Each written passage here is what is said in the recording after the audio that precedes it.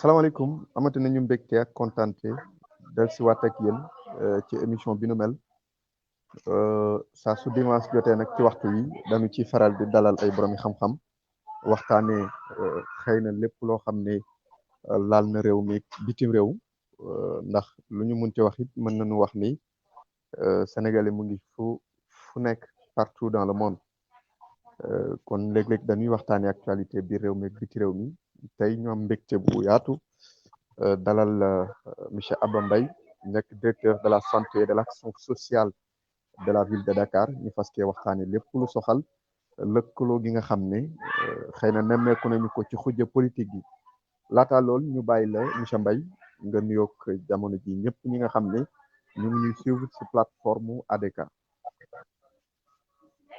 waaw maa leen di nuyu yéen ñëpp di leen remercier ci invitation bi je pense que waroon nañ ko def semaine dernière mais mu fekkoon ñu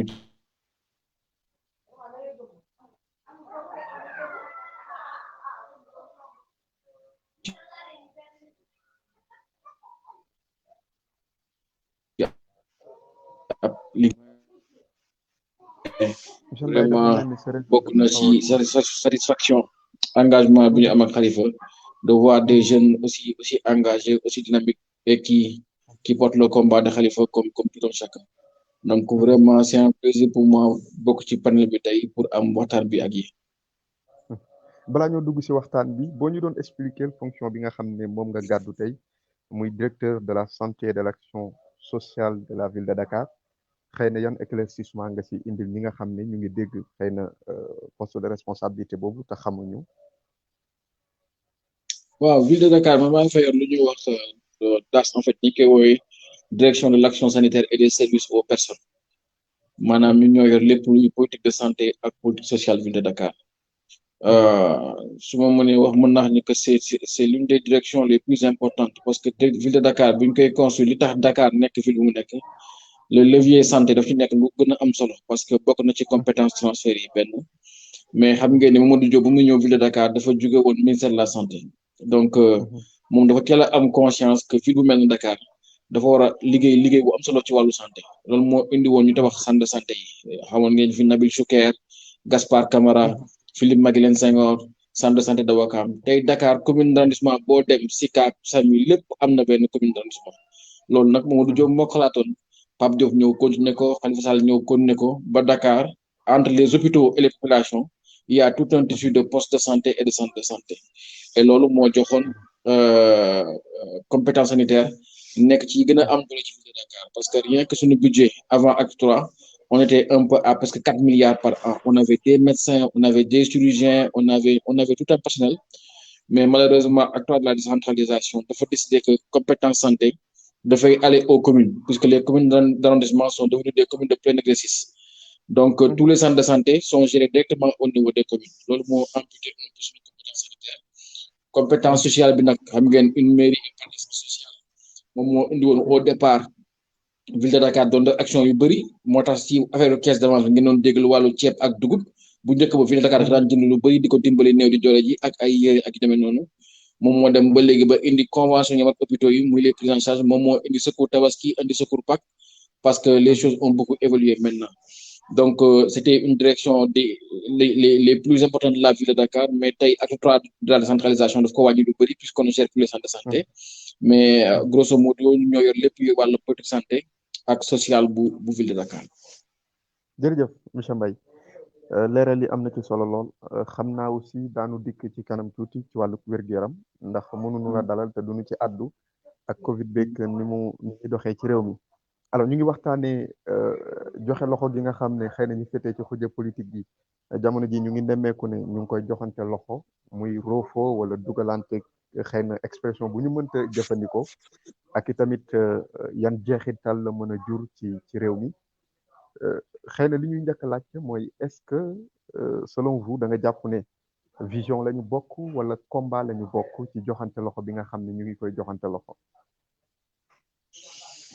li ma ci xalaat mooy que xam nga politique Sénégal kenn mootul ñëw di wax waxu vision wala waxu doctrine wala yu demee noonu je pense que lépp lu ñu mën a wax rek mën nañu wax ni question d'intérêt la les gens s'organisent autour de leurs intérêts avant changement bi ñu gis parce que avec l'affaire Sonko a totalement bouleversé le schéma politique bi amoon a bouleversé les choses mais avant li doon feeñ suñu kanam mooy c'est la recomposition de la famille libérale gis ngeen libéraux yi Oumar Sarr dellu na si Macky Sall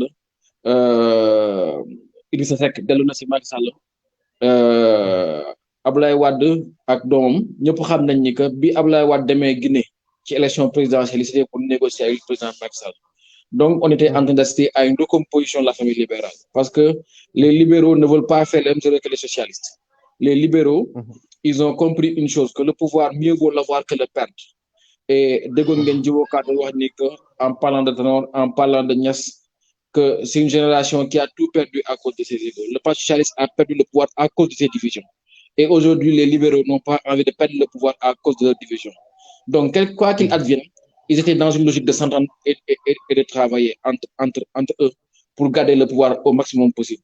Peut-être que Macky def troisième mandat, après Moubaye Karim Tok, voilà, actuellement, les libéraux avaient pour ambition de garder le pouvoir.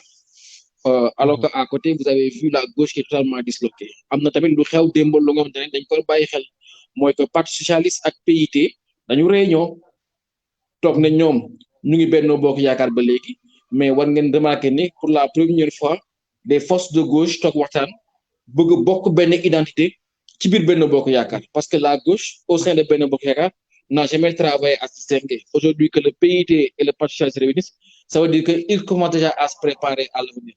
Parce que en fonction du schéma politique qu'on a, on peut avoir une recomposition de la grande gauche. Mais à part les libéraux qui sont en train de se réunir, on voit plutôt l'émergence de forces individuelles. Ousmane Sonko, qui est aujourd'hui très en avant sur la jeunesse et sur la diaspora.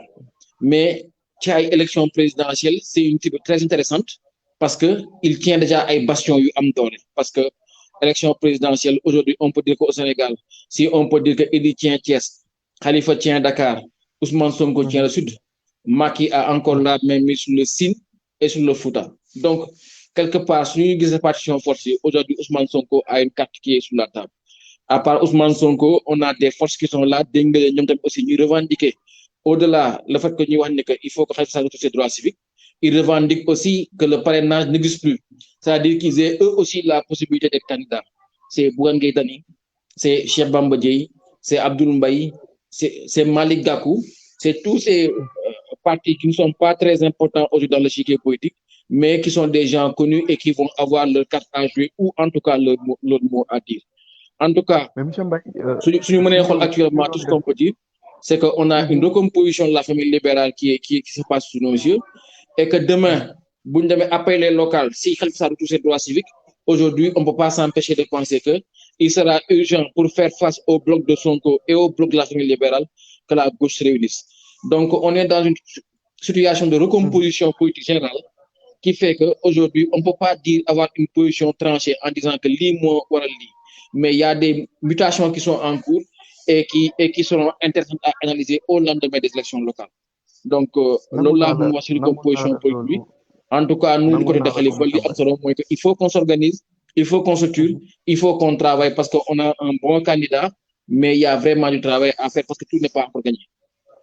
Alors, très important, M. Mbaye, mais dama bëggoon ñu xëy na ñu gën a taxaw ci li ñu nemmeeku fan yii yëpp muy que gis nañu kii di Ousmane Sonko daje na ak Khalifa Babacar Sall daje na ak Barthélémy Diaz daje na ak Bougane mu mel ni dañuy former xëy na benn bloc pour xëy na décembre 2021 bi ñu dëtmal ci jongante local yi ñu mun ci àndandoor est-ce que mun nañu jàpp ne xëy na dañuy joxante loxo pour àndandoor te bu ñu koy def aussi ci yan base la ñu koy teg est-ce que ci méngale combat la ñu koy teg wala ci vision boo xam ne dañu ko bokk moom la ñu koy teg.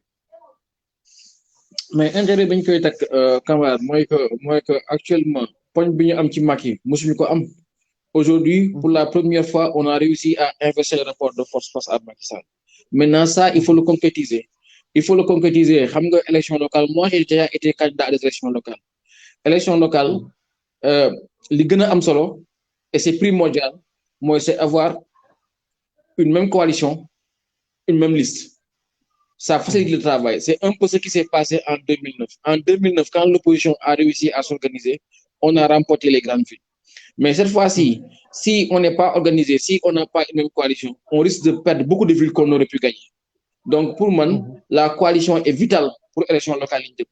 Maintenant, que Khalifa Watan ak Sonko, que Sonko Watan ak Bougan, pour moi, c'est pas ça qui est le plus important. Le plus important, c'est que l'élection locale, il ne faut pas qu'on soit les grands perdants, comme l'union législative. Les grands perdants, moi, aujourd'hui, vous faites qu'on doit négocier, on doit travailler que pour Dakar, pour moi, ce n'est pas intéressant. Les grands am solo, moi, que nous, toutes les forces qu'on a, il faut qu'on soit actif, il faut qu'on soit en mouvement, il faut qu'on soit organisé pour qu'on ait le plus de mairies possible. Au-delà de cela, qu'on ait le plus de conseillers élus, ou en tout cas, que notre jeunesse se retrouve vraiment si position tenait, ils peuvent dire que nous, on sort les grands gagnants de cette élection locale-là. Maintenant, vous faites que nous voulons imposer une logique pour tenir. Ousmane Sonko dañu ne man jël naa sud bi Khalifa ne jël naa Dakar keneen ñoo jël naa Fatick beneen nit ñoo ne jël naa Saint-Louis ainsi de suite.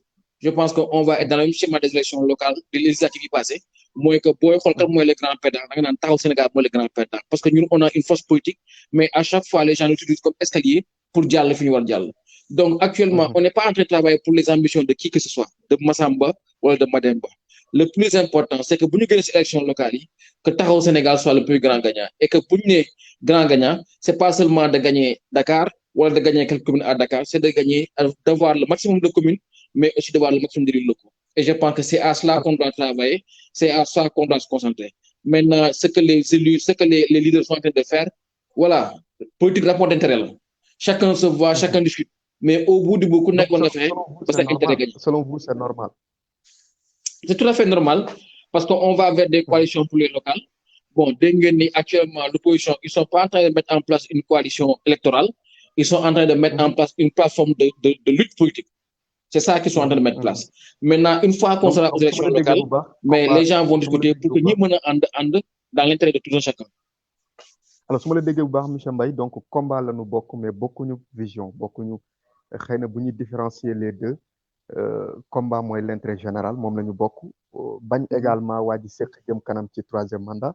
Nous avons un combat aussi, avec la libération surtout de Ousmane Sonko, qui est en xam nga tey li ñu war a nangu mooy que mu tax ñun mën ñu nekk à la marche de ce combat là parce que quoi qu'on puisse dire c'est à travers ce combat là que notre leader va retrouver de manière explicite ses droits civiques xam nga kooku c'est très important déjà muy suñu premier acquis ñaareel bi ñun xam nañ ni Khalifa Sall bu amee ay droits am ci dëkk bi opposition amu fi morom ñetteel bi loolu warul tax ñu naagu ba jàpp ni que bu Khalifa amee ay droits am rek c'est fait non il faut ñu liggéey il faut ñu organiser xam ne que tey mën nañu wax ni à part Dakar et certaines zones du pays on n'est pas très fort aujourd'hui suñu bëggee Khalifa Sall dem au deuxième tour parce que le bloc libéral c'est très fort Karim va arriver avec beaucoup de moyens Karim a beaucoup de moyens financiers il va arriver avec l'appui du PDS et l'appui de son père bon bu ñu fàtte ni aussi APR mën na am beneen candidat Aly Ngouille Ndiaye a de l'ambition Amadou Ba a de l'ambition Mimi Touré a de l'ambition on peut avoir quelqu'un qui est issu de la paix. Donc, affaire du yomb. Mais dañu wara liggéey, dañu wara organiser wu, dañu wara structurer wu, dañu wara taxaw. Maintenant, liggéey des politiques nañ ko politique. Mais aussi buñu naagu ba japp ni liggéey waruñu wala taxaway waruñu. Et je pense que loolu moo mobiliser suñu énergie ak suñu taxaway. Jërëjëf monsieur Mbaye. Yaa ngi wax léegi que objectif fu xeyna taxawu Sénégal bokku na ci gagner commune yu bari am fa ay représentants également. Li ñu nemmeeku bokku na ci Khalifa Babacar Sall ay ndaw ñoko top Ousmane Sonko ay ndaw également ñoko top te li ci ëpp fo dem di nga fa fekk Ousmane Sonko di nga fa fekk Khalifa Babacar Sall manam di nga fa fekk ku représenter Ousmane Sonko di nga fa fekk ku représenter Khalifa Babacar Sall alors est-ce que sen coalition ci élection locale yi ñu dëtmal du répercuter wu ci jeunes yi nga xamné xeyna ñoo wara tok ci instance de décision yoyu non non du xam nga il faut prendre les élections les uns après les autres xam nga tey dañuy dem élection locale après normalement am na élection législative après élection présidentielle door le plus important aujourd'hui tey bu ñu demee élection locale et que Macky Sall perd les grandes villes on saura que Macky Sall c'est terminé pour lui pour la première fois on aura un schéma inédit le schéma inédit mooy que en 2000 les Sénégalais ont sanctionné Diouf En 2012, les Sénégalais ont sanctionné Abdoulaye Wade. En 2024, les Sénégalais vont choisir un président. C'est un fait assez nouveau. Et partant de là, pour une élection présidentielle, ce n'est pas Andando Génie Moy Amsolo. C'est l'image que les Sénégalais ont des candidats. Sur ce plan-là, Khalifa Sall m'a inspiré plus confiance aux Sénégalais parce qu'il est moins problématique, il est moins entaché, il est moins clivant. Et Khalifa Sall a montré de 2009 à 2014 que quand lui, il dirige une coalition, il est capable de travailler avec tout le monde. Sur la cible des âges, ils ont plus confiance en Khalifa qu'autre chose. Donc, si nous avons une élection présidentielle, si nous avons une image de candidat, on n'a rien à faire. Mais l'élection locale, ce que je veux comprendre, c'est que c'est une élection. Pourquoi? Parce que Khalifa Sall, il a 64 ans. Mais Ousmane Sonko a presque 20 ans de moins que Khalifa. Ousmane Sonko, il a fait mu teel dem rek, mais Ousmane Sonko, moi, ñom Barthélémy la, sunu morom la, ñoo bokk génération. Ousmane Sonko, il a 2 ans, 3 ans de plus que lui. Donc, élection yi ñu jëm, bu ñu jaawale, Khalifa Sall, il est d'une autre génération. Pour nous, il dégage une maturité pour diriger le pays. Mais ce que nous devons imposer nos voix, c'est que l'élection locale, nous devons être à des instances qui nous permettront demain de porter plus haut la voix de Khalifa. Parce que plus il y aura des hommes et des femmes de Khalifa à des postes de responsabilité, plus Khalifa Sall paraîtra comme un leader d'envergure, là où les partis moyens ont des leaders qui ont leur équivalent dans notre organisation. Parce que tu es maire de ville, maire de Ziguinchor, wala maire Saint-Louis, wala maire Ten, nga ni yow yaay borom Khalifa Sall bi nga xamante ne à lui tout seul, il a 11, 12, 13, 14, 15 maires. C'est pas possible. Donc, il ne faut pas être dans la logique de déjà les élections présidentielles. Les élections présidentielles, c'est dans 3 ans. Actuellement, il faut prendre les scrutins les uns après les autres. On a des locales, on a des législatives, mais locales, sous nous locales, et faire, nous faire nous ne Khalifa Sall est sorti grand gagnant des élections locales.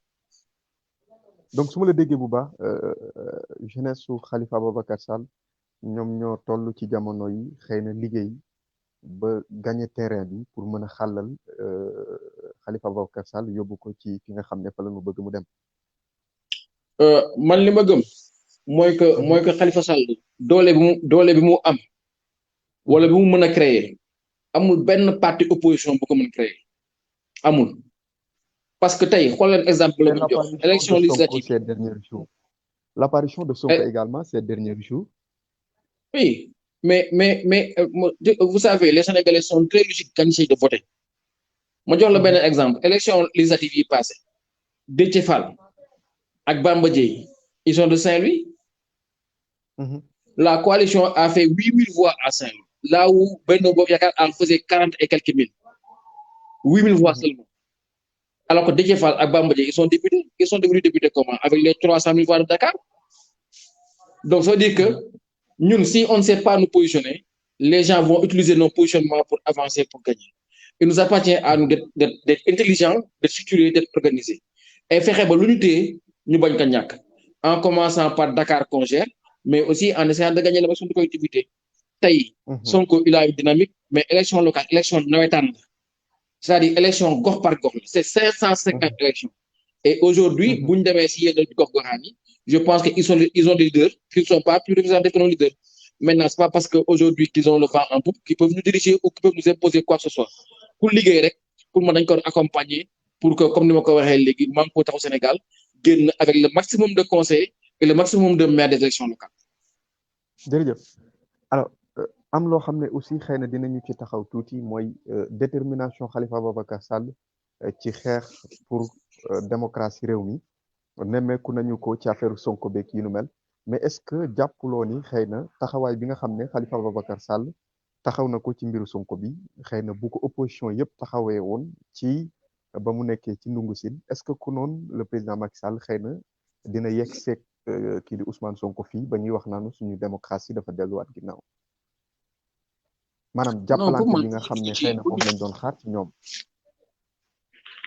Non, pour moi, bu ñu dugg ci comparaison yooyu parce que comparaison n'est pas raison.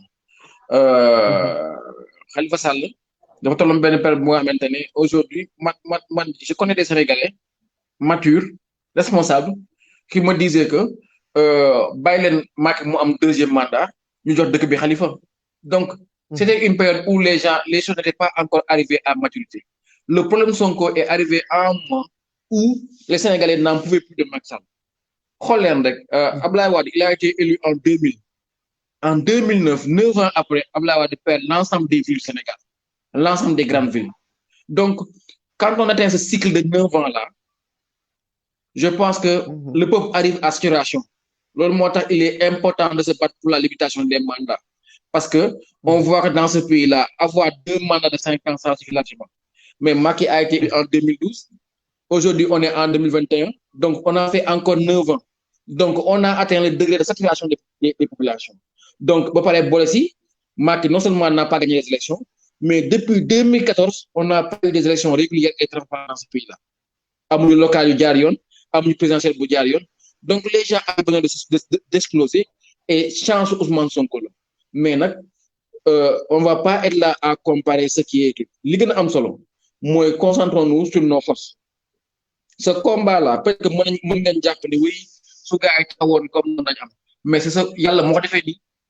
Amaana yàlla moo bëggoon bu ñu tollee ba fii ba Ousmane Sonko bu ñu ko bëggee jàpp Sénégal yëngu bu Sénégal yëngatoo mooy tax Khalifa Sall retrouver ay droits civiques donc yàlla merci am te muy xool nu mu koy jaaree say événement yoo xam ne kenn xalaat ko woon donc tey yàlla def na ni que président Khalifa Sall il a changé de retrouver ses droits civiques et politiques li gën a am solo concentrons-nous sur l'avenir, concentrons-nous sur nos propres forces et nos propres faiblesses en toute lucidité, en toute responsabilité.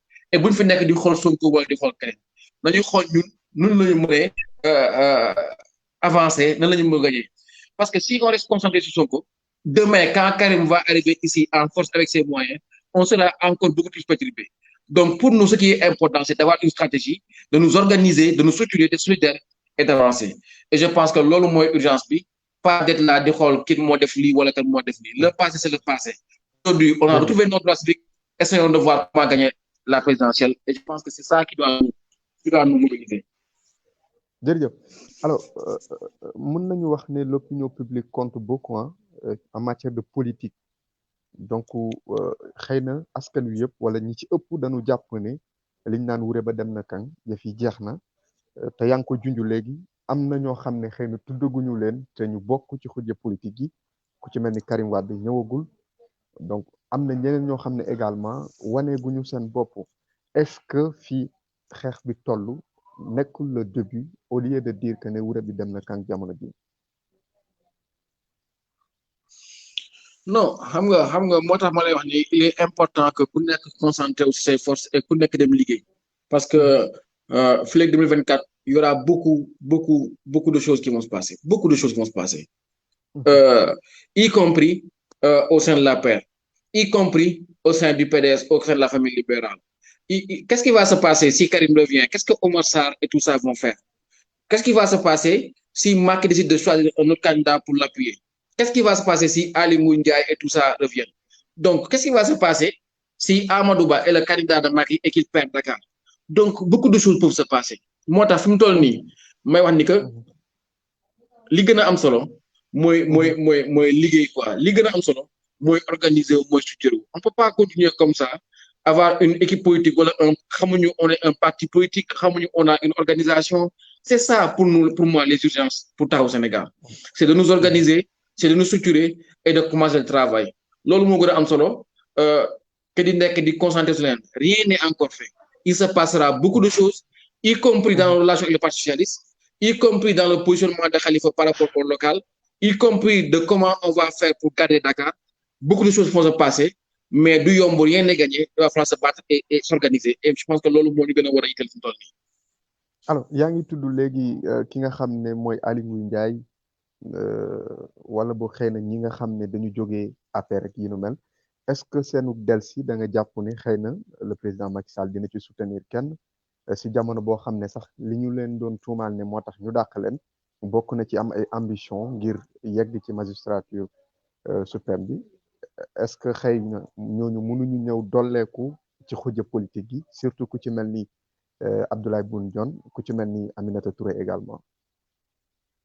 non gëwuma ñu ñëw ci kujje gi parce que président Macky Sall en fait des fois nga def ay choix yu nga xamante ne yàlla suñu borom daf lay fàttali ne choix bi nga def du choix bu baax parce que boo àndee ay nit ba am ndam nga xëy bés bëgg leen faxas dafay yomb et je pense que tey schéma bi ni mu mujjee nii ñoom ils ont plus intérêt à récupérer l'appareil de l'APR comme parti plutôt que d'aller dans l'opposition parce que suñu demee ci opposition bi il va falloir que ñu ut seen place il faut trouver une place dans l'opposition alors que aujourd'hui au sein de l'APR ba fàttali APR am na siège APR am na ay militants APR am na ay responsables APR am na ay kàngam yu am ay moyens yu ne tey jii ils vont s'organiser pour voir comment garder le pouvoir ils ne veulent pas garder le pouvoir parce que ba fàttali on est un pays organisé on a un pays qui va avoir du pétrole on a un pays qui va avoir du gaz donc il y a des enjeux majeurs yu ñëw donc pour certains d'entre eux perdre le pouvoir il en est hors de question donc en tant que parti c'est eux qui ont le fichier électoral c'est eux qui ont le pays, c'est eux qui ont l'administration, c'est eux qui ont l'État, mais je pense qu'ils vont faire en sorte au sein de l'APR d'avoir un candidat. Est-ce qu'ils vont accepter de s'intégrer dans la grande famille libérale ou d'avoir leur propre candidat?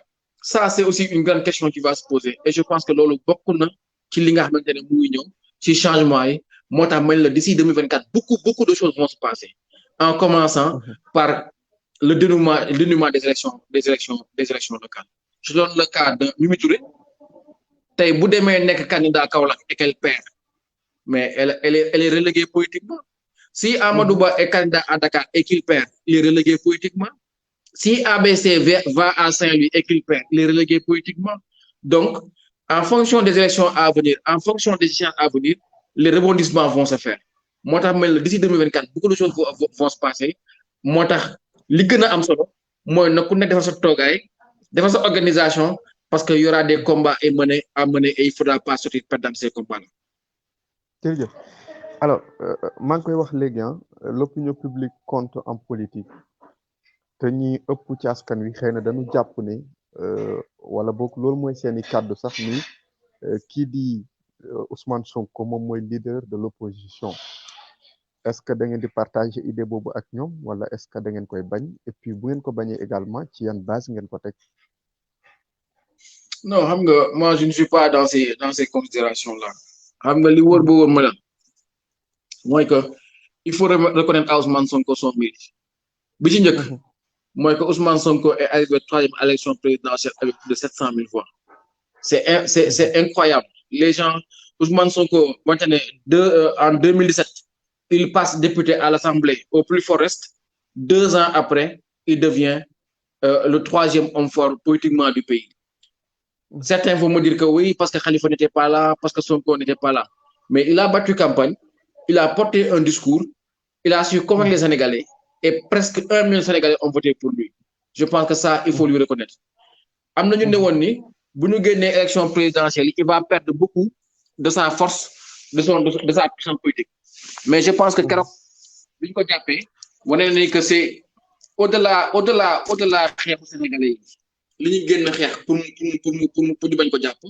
Son parti, son organisation politique a montré beaucoup de solidité face à la crise.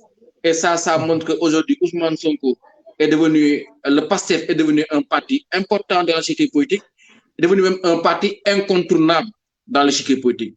Parce qu'en tout cas, élection locale, élection législative, rien ne peut se faire sans le PASTEF de Ousmane Sonko.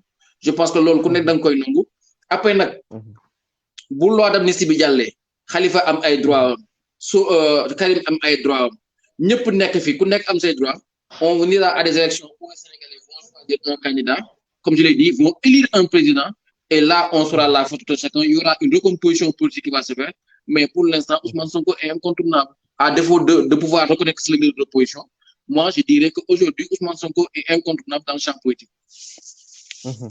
Alors kon mën nañ wax ne ci ay guddem la tollu comme ni Khalifa Ababacar Sall tolle woon ci ay guddam ba muy jógee fële ca Ndougousine lu bari toppoon ko ci ay doomu aadama donc mën nañu jàpp ne kon Ousmane Sonko dafa toll ci ay guddem. Bien sûr actuellement il a le vent en poupe. Je pense que bon affaire Adji Sarr bi sur bien des aspects dina ko topp mais mënoo ko mesurer tant que demul élection balaa nga xam Ousmane Sonko fu mu toll actuellement ñu demande élection individuelle et c'est là où les gens pourront porter des jugements mais pour l'instant il est sur les 3e élections locales et il a été capable de faire bouger l'opinion ça moom personne ne peut ne peut le dénier maintenant ku nekk nag da nga dem liggéey on verra qu'est-ce que les élections locales vont donner on verra qu'est-ce que les législatives vont donner mais ce qui est important pour tout un chacun c'est qu'est-ce que l'avenir nous réserve et je pense que loolu la ñu war liggéey maintenant mais Ousmane Sonko en tant que tel moi je dirais qu'il est aujourd'hui incontournable.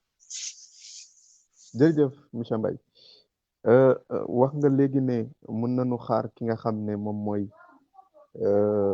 Karim Wade mu dellusiwaat ci dëkk bi nga xam ne xëy na papam bokk na ci ñi ko gën a jagal est-ce que ñoom ñaar moom ak Khalifa Ababacar Sall mënuñu xaar seen lëkkaloo ci jamono boo xam ne ñoo bokk kaa ci wàllum justice que ñoom ñëpp bëgg nañu amnistie ngir li tegu ci seen ndodd mën a teggeeku ba nu bokk ci jongante yi nga xam ne moom la ñu dëtmal est-ce que bu dellusee pour récupérer waat base politique am parce que quoi qu'on puisse dire également daanaka PDS dafa xaw a nërmeelu ci wàllu politique jamono ji bu ñu gisee Ousmane Sarr di dem ci pouvoir beeg yi nu mel ak ñeneen ñi nga xam ne gis nañu seen taxawaay est-ce que bu ñëwee pour récupérer base politique am xëy na du bootu ci ginnaaw Khalifa Ababacar Sall pour ñaari intérêt récupérer base politique am beneen bi également pour ñu mën a dem ba ñu am amnistie.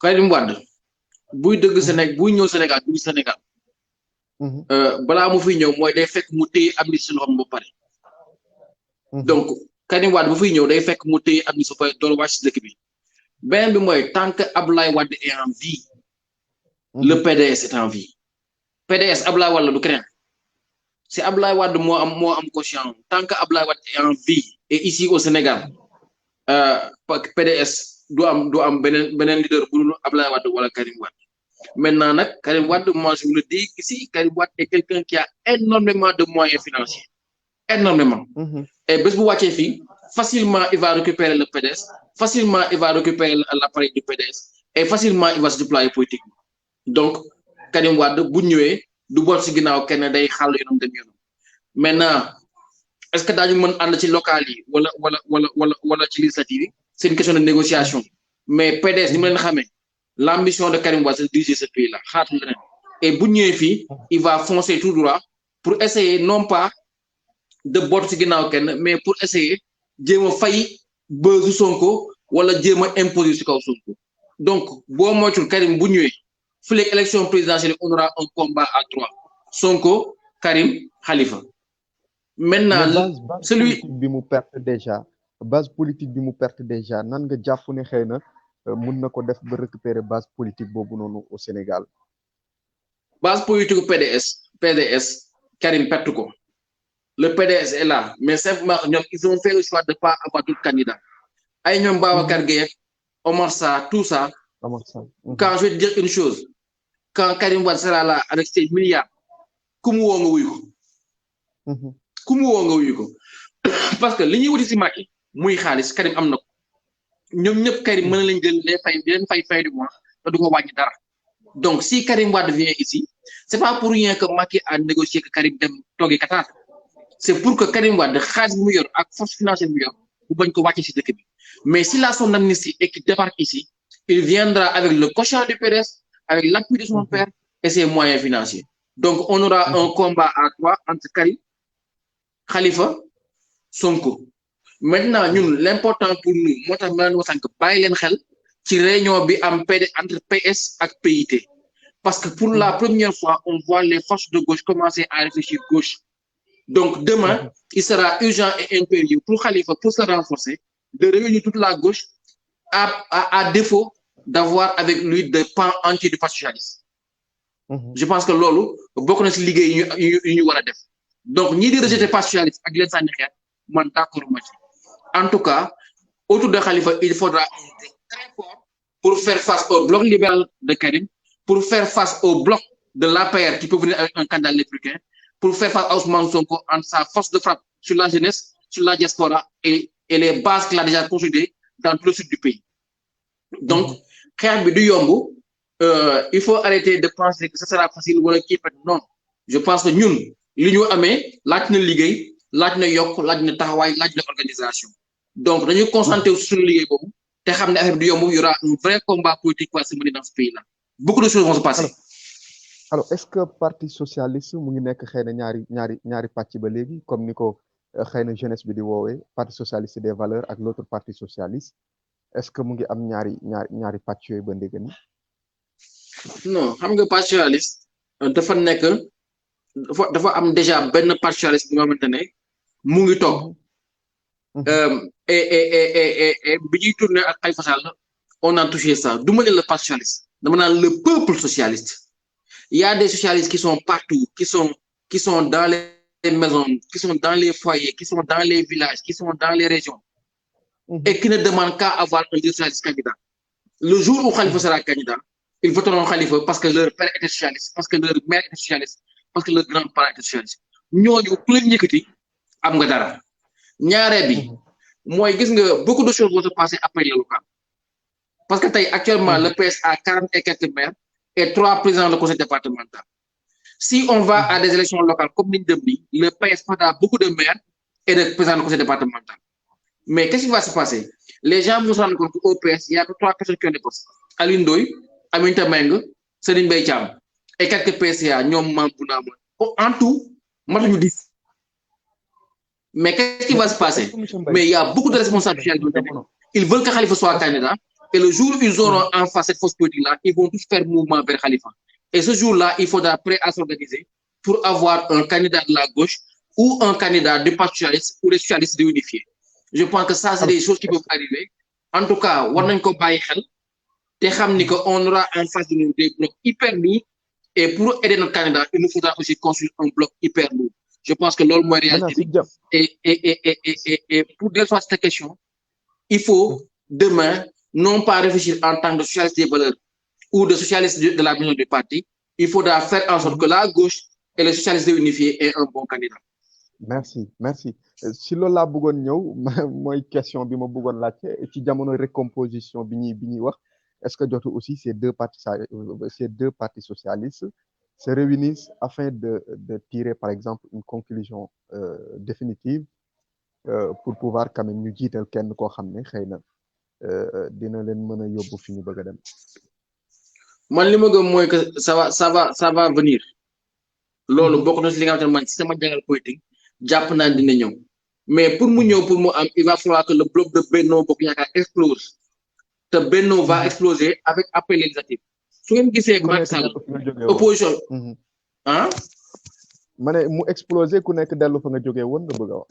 waaw parce que su ngeen gisee Macky Sall ñu ne ko on va faire les locales en décembre 2021 mu leen non il veut le faire en février 2022 lii arrangé Macky Sall mooy qu'il y ait des élections couplées entre les locales et les législatives parce que moo gën a yomb pour y aller avec Benno Bokk Yaakaar parce que les négociations seront beaucoup plus simples parce que y aura des postes de maire des postes de département des postes de députés des postes de hauts conseillers donc les négociations par département seront beaucoup plus simples mais si on va à des élections locales et que waa PS gis seen bopp waa LD gis seen bopp Benno va commencer à exploser et aux législatives il n'aura que 100 postes à distribuer en face il aura l'opposition avec une seule liste donc il peut aller en cohabitation si les négociations ne se passent pas bien Benno va exploser et si Benno explose le pouvoir de Macky Sall est terminé donc tey Macky Sall est dans une très mauvaise posture s'il perd les locales il perd les législatives son mandat est terminé donc lui il sait le danger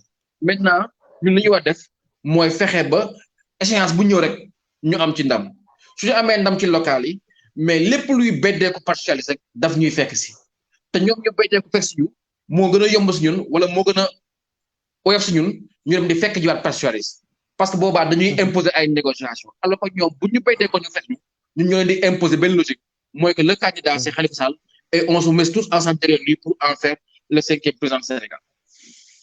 jërëjëf alors kenn ku bokk ci yéen xëy na faw ñu boros ci tuuti waxtaan ci muy Bamba Fall lu ci ëpp bu Khalifa Ababacar Sall doon def apparition ma ci nu mel des koy gis ci ginnaawam fan yii yëpp xëy na gisuñu ko lënt la jur ci boppu sénégalais pour yow lan moo ko sabablu surtout ci jamono boo xam ne ñu ngi dem ci ay local xëy na ñu waroon gën a gis taxawaayam ci Ndakaaru yi nu mel surtout ca Médina gi nga xam ne moom la jiite. xam nga il faut juste reconnaître une chose que Bamba Fall est un politicien majeur. tey c'est quelqu'un boo xamante ne booy dem coalition pour élection Dakar mieux vaut l'avoir avec soi parce que il est à la tête d'une commune comme la Médina qui est une commune symbolique tey li ma bëgg gars yi xam la gars yi jàpp ko mooy que gagner Dakar lépp lu mu jar nañ ko def parce que si on va aux élections locales et que Khalifa Sall perd Dakar Khalifa Sall va subir un grand contre-coup en perspective présidentielle. Donc, il est important que comme nous sommes Dakar, moi, base Khalifa, que Khalifa Sall garde Dakar. Maintenant, ça va demander des compromis, ça va demander à ce que nous fassions, ça va demander à ce qu'on oublie certaines choses, mais il faut faire en sorte qu'on ait une bonne coalition à Dakar et que le candidat de Khalifa Sall gagne Dakar. Je pense que l'autre modèle est absolu. S'il faut aller chercher Bamba, il faut aller chercher Bamba. S'il faut aller chercher Barthélémy, il faut aller chercher Barthélémy. S'il faut faire en sorte qu'ils travaillent ensemble, il faut faire en sorte qu'ils travaillent ensemble. Mais moi, je ne suis pas de Saint-Louis, ma base n'est pas Saint-Louis. Mais comme je travaille à la ville de Dakar, je dis à tous les militants de Khalifa, il ne faut pas aller vers des considérations personnelles. Le plus important, c'est que tay buñ demone ba jël réew mi ñëpp xaj nañ ci. Nguur ñëpp xaj nañ ci. Mais tay si on perd Dakar, on perd du terrain. Et il ne faut pas perdre Dakar. Et je pense que lolu mo nek sunu leitmotiv. Lors mon ambition, lors mon objectif, et je pense que c'est ça qu'il faut garder focus. Donc pour moi, Bamba Fall est un acteur politique que personne ne peut négliger. Et j'aurais vraiment voulu le voir plus présent aux côtés du président Khalifa Sall. J'ai vraiment envie qu'il soit avec nous dans ce combat-là. Je le souhaite vivement. Et parce qu'on a besoin de lui. Et il ne faut pas oublier que contrairement à beaucoup, lui n'a que seul mandat.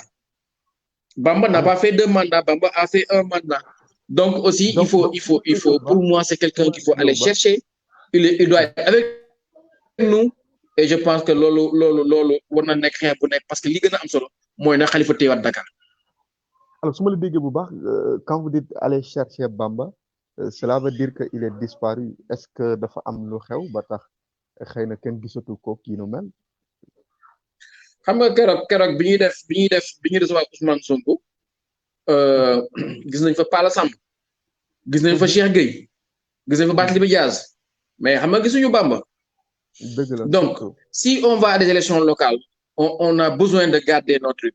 Quelqu'un comme Popo Meng maire Hann Bel-Air gisuñu ko fenn gisuñu ko mu dem benn coalition il est avec Khalifa. Tay on a il y a des communes Moussa Sy n'est plus avec nous. Les Parcelles, c'est la commune la plus peuplée de Dakar. Donc, il ne faut pas être là dans des illusions. Moi, à chaque fois qu'on a eu à mener des combats majeurs à Dakar, on avait Bamba, on avait Batman et on a gagné. Maintenant, il faut voir avec lui. Et je pense que pour que nous menions combat, pour que moi, pour que nous tirions Dakar. Parce que si on ne gagne pas à Dakar, on perd du terrain. Et je pense que Bamba Fall kangam la ci politique Dakar et je pense que amna solo mu nek ci ñun loolu la wax man.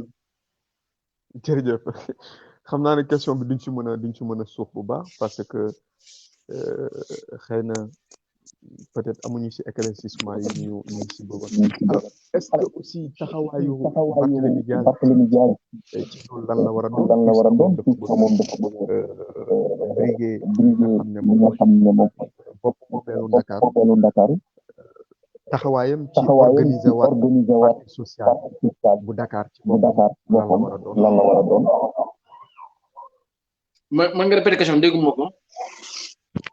waaye ma ne Barthélémy Dias taxawaayam xëy na ci organiser waat parti socialiste ba ñi nga xam ne xëy na dañu jàpp ne seen buum gi dafa xaw a yoxam lu ci mel ni Barthélémy lu ci mel ni Bamba Fall ak Moussa mi nga doon lim léegi taxawaayu Barthélémy Dias moom mi nga xam ne dafa bëgg a briguer bopp moomeelu Ndakaaru taxawaay boobu lan la war a doon. waaw Barthélémy xam nga mënuñu tere un homme politique mu am ambition politique. Barthélémy Dias maa ngi koy gis muy def ay tournées dans Dakar donc mu ngi liggéey pour ambition mais li ñu war a xam mooy que pour man li mairie Dakar nekku ci loxo nguur gi suñu loxo la nekk. xam nga lu wax suñu loxo la nekk ñun uti wuñu ñun attaqué wuñu dañuy defal li ñu téye ñoo ko téye suñu biir loxo am na ku ko téye si ñun te Khalifa moo ko fa teg donc tey pour man mbir mi balaa ñu mën a wax waxu ambition kenn wala leneen il faut ñu xam kilifa gi ki téye Dakar dénk ko ay loxo moom lan la bëgg def muy Khalifa Sall donc tey Khalifa Sall moom moo mën a déterminer lan la bëgg def dans Dakar et aujourd'hui il y va de sa victoire à l'élection présidentielle si aujourd'hui on va à les élections locales je pense que li gën a am solo mooy que je connais Khalifa Sall suffisamment politique pour savoir réunir sa famille politique et faire les bons choix et je pense que loolu moo am solo pour man c'est pas une question de Barthélemy c'est pas une question de Bamba Fall ou c'est une question de choix ou d'autres choses c'est une question de Khalifa Sall et je pense que le maître mot lui revient et je pense que moom moo yor mairie Dakar moom moo ko dénkaane ci choix am moom il a encore de l'ambition politique et ñun ñëpp on a fait le choix de l'accompagner je pense que sur ce point-là on doit rester à son écoute pour que moom mu mën a tracer la voie parce que li ñuy jublu ñun mooy que Khalifa Sall nekk président et je pense que c'est ça le plus important. alors su fekkee dégg naa la bu baax mooy que xëy na wala boog sax laaj lay doon est-ce que yéen a ngi ci ginnaaw Barthélémy Dias pour yóbbu ko ci boppu mairie bu Ndakaaru. Je pense que man ba fi may wax ak yow nii Barthélémy Dias toogul sama kanam wax ma ne ma Abba dama bëgg mairie Dakar waxu ko. je pense que ay déclaration nga ko yëgee. non en fait li mu la bëgg wax mooy ambition c'est légitime moom su ko neexee moom ambition boobu xam nga li mu la bëgg wax mais mairie Dakar nekku ci loxo état bi wala APR ñun ñoo ko yor ki ko yor su ñun la bokk ku ko jox Khalifa donc tey faa waxtaan am xam nga bu ñu waxtaan ba egg Stéphane Ndao nag ba Khalifa Sall ni lii laa bëgg def après ku nekk nag di nga xam nooy positionné ak nooy taxawee mais lii nekk xamante ne mooy mairie Dakar nekkul ci loxo kenn suñu loxo la nekk ñun waa taxaw Sénégal ñoo ko yor et il est important que ñu ànd si ak dal ànd si ak rationalité ànd si ak waxtaan ànd si ak ànd defar xam nga loola parce que aujourd'hui au bout du bout li gën a am solo mooy ñu garder la ville de Dakar comme appareil et que Khalifa Sall sort des élections locales carrément renforcé je pense que loolu moo am solo. alors jërëjëf xam naa mairie bu Dakar bëggoon naa ñu taxaw ci lu xaw a yaatu parce que bu ma la déggee bu baax xëy na définir gu leen wala le président Khalifa Ababacar Sall ci seen kanam yéen ci lu ngeen jàpp définir gul kenn koo xam ne xëy na moo war a représenter parti socialiste ci joŋante yi nga xam ne moom lañ dëtmal ci wàllu local.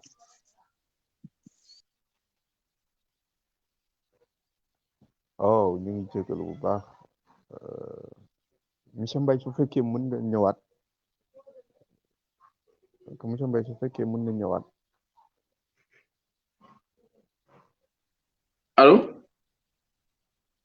allo. oui monsieur Mbaye. yaa may dégg. oui maa ngi lay dégg bu baax est-ce que yaa ngi may dégg.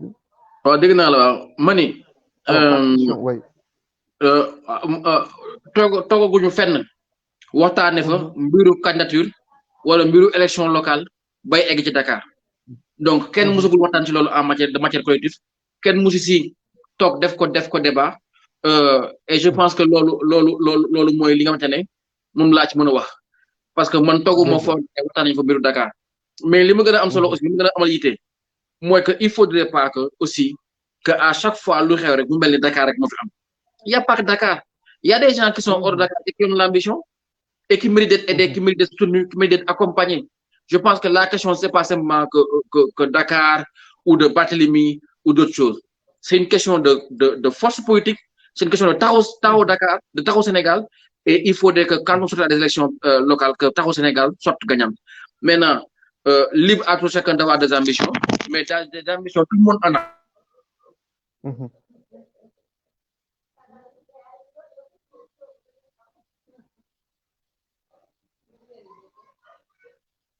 am solo mooy que bu ñu génnee ci élection yi mooy que taxaw Sénégal fu ñu toogee waxu candidature de tel ou de tel wala ça va se passer comme ça wala tel sera investi non on n'en est pas encore là parce que xamuñu sax élection yi kañ la mais li gën a am solo mooy nañu bàyyi xel taxaw Sénégal et que bu ñu génnee ci élection locale yi que taxaw Sénégal sorte vainqueur quoi pas un homme ou une femme.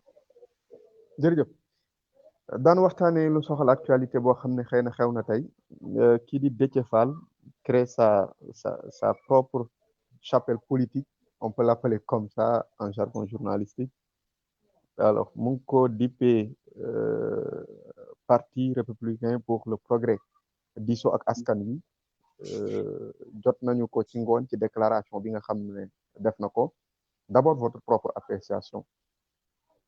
waaw man je tey sànq si ngoon bi may oo Fapal dem parce que daf ma invité wu mais mooy li ma lay wax politique bi léegi tout le monde est leader en fait pour être leader politique maintenant il faut faire en sorte de se faire connaître na la Sénégalais yi xam bu la Sénégalais yi xamee rek nekk nga leader c'est pas question de représentativité c'est pas une question de base c'est une question simplement d'être connu et je pense que pour le Sénégal foofu la jëm. Et ça, c'est assez dangereux pour les grands partis comme nous, parce que ça se fait au détriment des grands partis comme le PS ou d'autres. Et on doit revenir à quelque chose de beaucoup plus sensé. Sensé, moi, que politique base. Voilà. Ku bëgg am politique, wala am doole ci politique, da ngay fexe am base. Et je pense que lui, il a créé un parti. Il dit qu'il va tenir le congrès de son parti au mois de décembre. Maintenant, s'il fait son congrès au mois de décembre, qu'est-ce qu'il va faire pour les élections locales? C'est des questions qui vont être là.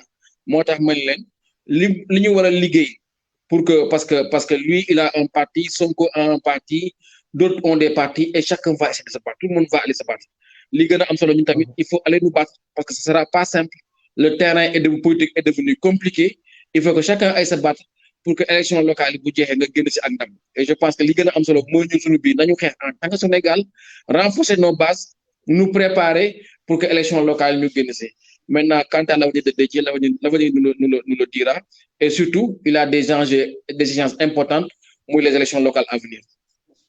Alors, juridiquement, wala bu ñu ko tëralee xëy na ci constitution bi askan wu bari ñu ngi samp aw laaj une très grande question même mooy est-ce que du perte wala dafa démissionner ca fa mu nekkoon député ba léegi wala daf koy perte déjà.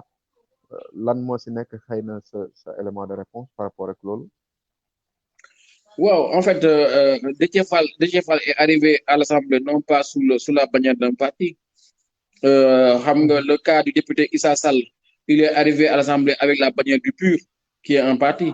Nous, c'est pas un parti qui a fait venir Déthié, c'est une coalition qui s'appelle Manko Taxawu Sénégal.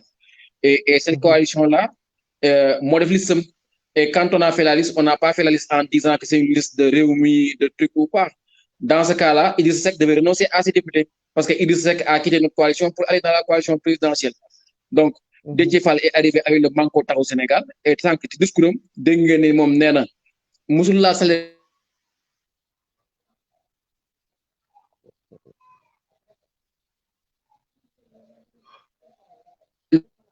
député ak salaire moom nee na musul laal carte carburant bi donc moom musul amelu dara poste député musul ko laal salaire ak xale ak yooyu donc il est député pour le peuple et il dit qu'il va toujours se battre pour le peuple donc ça veut dire qu'il n'a pas l'intention de renoncer à son poste de député mais légalement aussi il est dans son droit parce que n'oublions pas qu'il est arrivé à l'Assemblée avec la coalition Manko Taxawu pas avec le parti Rewmi. jërëjëf alors bëgg naa ñu waxtaanee ñetti actualité wala ñaari actualité yoo xam ne nemmeeku nañu ko fan yi ci réew mi bokk na ci xeexu université ba ci wàllu waasof yi nu mel donc mu mel ni yooyu aussi lu xaw a doy waar la ci fi réew mi toll ci wàllu démocratie fi réew mi toll ak ku nekk foo bokk rek xëy na mën nga am ay ambition politique wala ku nekk fi nga bokk am nga sañ-sañu également faral ku la neex ak yi nu mel est-ce que loolu jàppaloo ni mënees nañu koy éviter ci réew mi ba ci ay étudiants di ci am ay jafe-jafe wala li ko indi sax xëy na mën nañu yéeg ba ci kaw ci député bi ko fi waxoon assemblée xëy na ñi ñuy tuumaal ci wàllu yoon muy digg ak police nga xam ne léeg-léeg xëy na dañuy naan bu ñu la jàppee li ñu lay njëkk a laaj mooy fan nga bokk ak ban xeet ak yooyu est-ce que loolu it mënuñu ko éviter ci réew mi. Bien sûr loolu kenn d'accord ci kenn àndu ci kenn sopp ko ci réew mi je pense que glissement bu dangereux la et bokk na ci ay réformes yu ñu war a indi parce que dama lay jox kaaw université Vous prenez l'université de Dakar, c'est plus de 50 000 étudiants qui sont dans Dakar. Aujourd'hui, la ville de Dakar, en tant qu'administration, en tant que capitale, n'a aucun lien avec l'université. C'est inimaginable.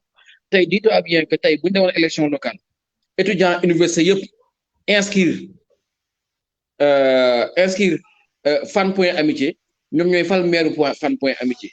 Donc ça veut dire que c'est des choses qui sont assez sensibles et nit ñi jot nañu ñu ci xalaat. Quant à dérive yi ñu am temps yi, c'est la situation du pays qui est ainsi fait. Moi, on a besoin de faire en sorte que ce pays-là respire. Respirer moi qu'il faut des élections libres, transparentes, démocratiques. Li nekk ci xol nit ñi ñu génné ko. Nit ñi bu leen tegee loxo li nekk seen xol mun ñu ko génné ñuy mer di mer benn instant dañuy exploser. Et ce pays-là a disjoncté. Nañ ko wax dëgg. Ce pays-là a disjoncté. Les Sénégalais n'en pouvaient plus. Quand un président fait face aux Sénégalais pour leur dire que man du ma gis lu xonk, ça veut dire que moi je ne vois pas vos revendications. Je ne vois pas vos colères. Je m'en fous de vos colères. Et je pense que les Sénégalais ont montré leur colère autrement. Les Sénégalais ont envoyé un message fort aussi, non pas seulement à la classe politique, pour leur dire que vous ne pouvez pas nous enfermer tout le temps dans vos problèmes, dans vos délires, dans vos scandales. Donc, il faut repenser le lien de confiance dans ce pays-là. Il faut repenser le pacte républicain. Ce commun-vouloir de vie commune-là, il est toujours là. Moi, je pense qu'il est toujours là. Mais il faudrait que la classe politique incarne des valeurs. Il faudrait que la classe politique fasse preuve de beaucoup plus de respect par rapport aux Sénégalais. Il faudrait que la classe politique arrête de jouer avec les institutions. Mais les Sénégalais ont très bien compris que ce que Macky a fait est humainement inacceptable et juridiquement inacceptable. Ils l'ont compris. Ils savent que ce que Macky Sall a fait à Karim est inacceptable. Mais Karim, dafa am Sénégalais yu ko bëgg, Khalifa dafa am Sénégalais yu ko bëgg, mais beaucoup de non au fur et à mesure, il y a une masse critique de Sénégalais qui ne se reconnaissent plus dans le fonctionnement du pays. Et il va arriver un moment où ils se fassent entendre. Et je pense que l'homme est arrivé. Les gens sont en colère. Il y a des dérives par-ci, par-là. Mais si on retrouve un leadership consensuel, si on retrouve un président qui sait parler à son peuple, qui sait travailler avec son peuple, qui sait rassurer son peuple, je pense qu'on va trouver le Sénégal qu'on aime, le Sénégal qu'on souhaite. Mais on a une crise politique avec Macky Sall, on a une crise institutionnelle. Moo tax mañ leen moytu leen bu baax élection locale ak élection législative ni ñu mujjee. Si Macky Sall perd les locales, perd les législatives, il y a de fortes chances qu'il ne termine pas son mandat et qu'on aille à des élections présidentielles anticipées. C'est des choses qui peuvent arriver parce qu'on est dans un contexte de crise politique et une crise politique dérive toujours vers une crise sociale, vers une crise sociologique. Et je pense qu'il faut que le Sénégal est. Espérons qu'on ne touche pas le fond, mais je suis sûr et certain que si on va à des élections et que les Sénégalais s'expriment, je pense qu'on va ouvrir une nouvelle page et on va avancer vers des situations beaucoup plus rassurantes pour les Sénégalais. Et je pense qu'il faut qu'on aille vers cela. jërëjëf xëyum ndaw ñi également bokk ci question yi nga xam ne xëy na ñoo gën a récente jamono ji ci réewu Sénégal ñu ngi jégalu bu baax monsieur Mbaye su fekkee mën nga dugg si waat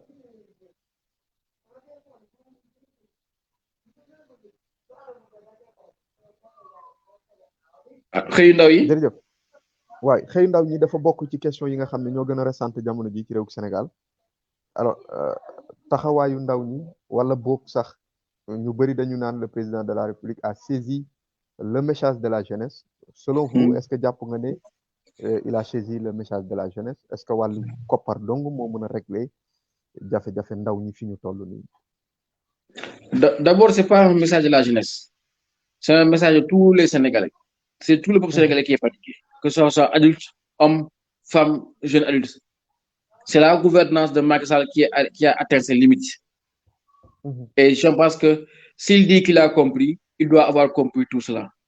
Maintenant, quant à la question de l'emploi des jeunes, c'est pas avec 300 milliards qu'on va régler le problème. C'est pas avec des financements qu'on va régler le problème.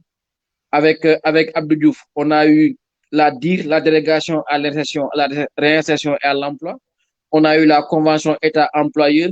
On a eu le Fonds national pour l'emploi. On a eu l'Observatoire pour l'emploi des jeunes. On a eu les projets IMO. On a eu la GTIP avec Abdou Diouf. Avec Abdoulaye Wade, on a eu le FNPJ. On a eu l'OFEJBAN. On a eu la Neige. On a eu l'ANIDA. On a eu le plan REVA avec Abdoulaye Wade. Avec Macky Sall, on a le PRODAC. on a l'ANPEJ, on a la DER. Donc, tous les présidents ont fait des financements et ça n'a pas réglé le problème. Le problème, c'est un problème économique, de stratégie économique. Il faut transformer notre secteur secondaire. Il nous faut des industries. Il faut faire la transformation dans ce pays-là. Il faut faire en sorte qu'on atteigne l'autosuffisance alimentaire. Que ce qu'on produise, ça va permettre de restructurer nos finances publiques et de faire en sorte que nos devises vont rester et on va pouvoir investir dans le pays. Je pense que ça, c'est les réformes majeures qu'on doit atteindre. Et tant qu'on n'aura pas atteint ça, l'autosuffisance alimentaire, une balance commerciale équilibrée, un secteur primaire fort avec un secteur secondaire qui fait de la transformation, je pense qu'on n'aura jamais réglé la problématique de l'emploi des jeunes. Parce que c'est l'économie qui crée les emplois, pas les finances. jërëjëf bëggoon naa ñu waxtaanee lu xaw a yaatu tuuti ci wàllug wér-gu-yaram ak réew mi toll waaye xam naa dañu ci mujj a waxtaanee aslëf rek ndax li ñu dese ci waxtu daanaka wala boog jeexal nañu sax état yoo xamalati na buum gi ci wàllu Covid bi ku fa amatul daanaka takku masque tamit daanaka yoo xamal nañu ko bu baax a baax ndax duñu tiit delluwaat situation ba ñu nekkoon ñaanuñu ko yàlla ak wàllu vaccination bi nga xam ne ñëw na ci réewu Sénégal ñenn ñi ne duñu ko laal xaroo leen ko gënal ñeneen ñi jàpp ne lu nu war a mën a def la politique gu état ci côté boobu nan nga ko jàngate puisque yaa ngi yëngatu ci wàllu wér-gu-yaram.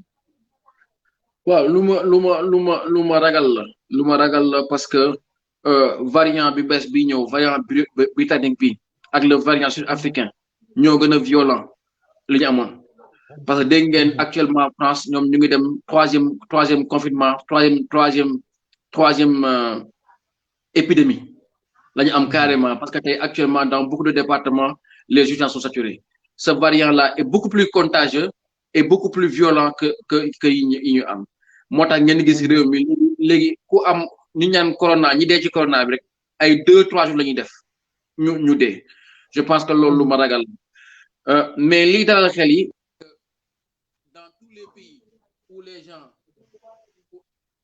où les gens sont en train de vacciner en masse on voit que le virus recule largement yu mel na Israël yu mel na États-Unis ak d'autres pays où les gens sont en train de vacciner les gens sont en train de voir les résultats immédiats donc actuellement comme on va avoir des millions de doses de vaccin li gën a am solo mooy faire en sorte que les Sénégalais aillent se vacciner que tout le monde aille se vacciner man mi di wax ak yow vacciné gu ma mais j'ai fait en sorte que mes parents soient vaccinés xam nga donc ku nekk na xool mag bi nga dëkkal wala sa ay waajur ñu dem vacciné wu après le reste on a eu plus de chance parce que apparemment ce virus là pose moins de problèmes dans nos pays qu'en Europe mais on a la chance de savoir que le vaccin est un véritable frein par rapport au virus donc vaccination en masse et on garde les mesures barrières parce qu'on n'a pas d'autre choix. jërëjëf monsieur Mbaye am nañu mbégte ak kontaante weccoog yow kaddu gu mujj gi lan lay doon. waaw kaddu gu mujj gi maa ngi di remercier ci invitation bi c'est un plaisir pour moi am waxtaan bi ak yéen sama maître mot lan la mooy que nañ jël Sonko teg fële jël Karim teg fële jël keneen ak keneen li gën a am solo pour man mooy suñu liggéeyu bopp suñu taxawaayu bopp nit ñun bu taxaw Sénégal bu ñu liggéeyee bu ñu organiser si on est solidaire je ne vois pas une force politique qui peut nous passer dessus et je pense que on a eu beaucoup de difficultés avec l'emprisonnement de Khalifa mais Khalifa est libre maintenant Khalifa va avoir ses droits civiques il faut se battre pour que l'élection locale yi qu'on ait le maximum de conseillers le maximum de maires et que ce soit l'élection de la jeunesse il faut que les jeunes soient promus il faut que les jeunes soient encouragés il faut que les jeunes soient soutenus et je pense que loolu mooy enjeu majeur élection locale yi et ce sera un plaisir pour moi de voir des jeunes des mouvements ou des jeunes de PSD voilà tous être à des postes dans leur mairie et à partir des mairies ñu proposer à la présidente parce que loolu mooy suñu ambition donc loolu mooy objectif bi te li ñu ko mën a may mooy liggéey bu taxaw liggéey bu am organisation et je pense que mën nañ ko suñu defee inchallah on ne regrettera pas donc maa ngi remercier et c'est toujours un plaisir pour moi de pour cette invitation. jërëjëf xëy na am nga ambition politique yow tamit ngir jiite benn collectivité locale ban lay doon bu ñu baaxee ko askan wi xëy na. waaw man j'étais déjà candidat en 2014 pour la mairie de Saint-Louis et aujourd'hui on va à des élections locales yu nga xamante ne vous savez Saint-Louis on a là-bas le beau-frère du président Moi, Mansour Faye, qui a énormément de moyens et qui a un appareil politique assez solide. Donc, li am solo pour nous, moi, faire en sorte que qu'on soit unis, qu'on soit ensemble, qu'on ait une bonne coalition. Je pense que si on a une bonne coalition, on pourra remporter les élections à Saint-Louis et puis on verra. Maintenant, s'il demande mais l'ambition, elle est là. Mais on est donc beaucoup de bokkaat nga leaders. ci ñi laaj bopp moomeelu Saint-Louis. Hein? ma ne kon bokkaat nga ci ñi laaj bopp moomeelu Saint-Louis. Inch'Allah, si on a le soutien de notre plateforme politique au Sénégal, s'il y a une bonne coalition et qu'on est désigné, on portera le flambeau. Maintenant, il n'y a pas que le département, il y a pas que la commune. Il y a la commune, il y a le département, il y aura des négociations, on verra ce que ça donne. Mais en tout cas, on est prêt pour le combat. jërëjëf monsieur Abba Mbaye ñu fàttali ne yow yaa nekk directeur et de l'action sociale bu ville de Dakar am nañu mbégte gërëm nañu la it ci disponibilité bi xëy na mënoon nañu la woo ak yi nu mel xat-xat yi du la ko permettre te li ñu nemmeeku sax dafa mel ni yaa ngi sa bureau ñu ngi lay jaajëfal bu baax am nañu mbégte ci weccoo bi yéen tamit ñu ngi leen di jaajëfal jox leen dig daje beneen dimanche ci beneen waxtaan woo xam ne xëy na danañu ko gën a yaatal jërë ngeen jëf. Merci beaucoup, merci.